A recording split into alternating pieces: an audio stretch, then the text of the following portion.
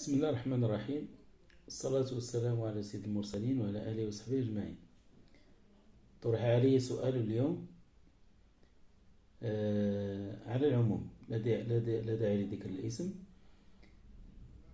واش أستاذ ممكن الحامل تعمل حجامة جافة رغم أنه قالها هو بالدارجة؟ واش ممكن تعمل حجامة ناشفة؟ لأن الحجامة الرطبة قلت بأنها خطيرة. نعم، كنقولوه وكنأكدوه بأن الحجامة الرطبة خطيرة على الحامل، ولا ينبغي للمعالج ولا المعالجة أن يتخطى حدوده ويعتقد بأنه راه طبيب. راه ما كاينش اللي يحميك نهائيا. وكونوا واقعيين بأنكم الكثير لم يدرس علم الأمراض الباثولوجي ولا علم التشريح الاناتومي ولا غيره.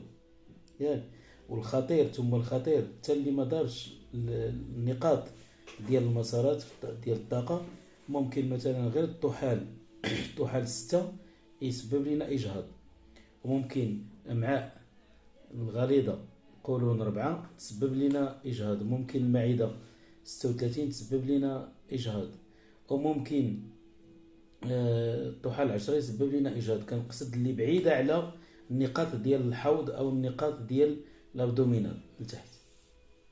الإشكال اللي كاين هو أن الناس كيعتقدوا بأن الحجامة الجافة راه ماشي مشكل، وأنها سهلة، وأنها ممكن ما دير حتى حاجة. لذلك قال لك واش إلا دارت الحجامة الناشفة ما دير لها حتى حاجة. علاش السائد؟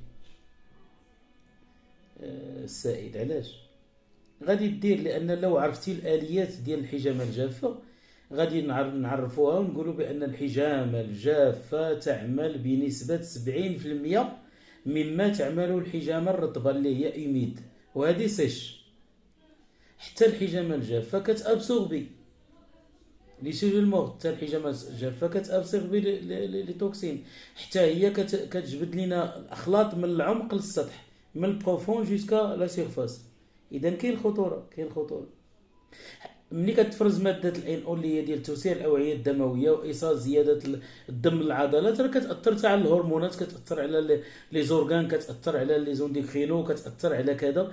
اذا راه خصكم نفهموا بانه راه كاين شي امور اللي هي خطيره ما خصناش نقربوا ليها نهائيا. الانسان الا ما كانش عنده الدرايه الكامله في هذا المجال لا داعي باش يغامر. والسلام عليكم ورحمه الله تعالى وبركاته.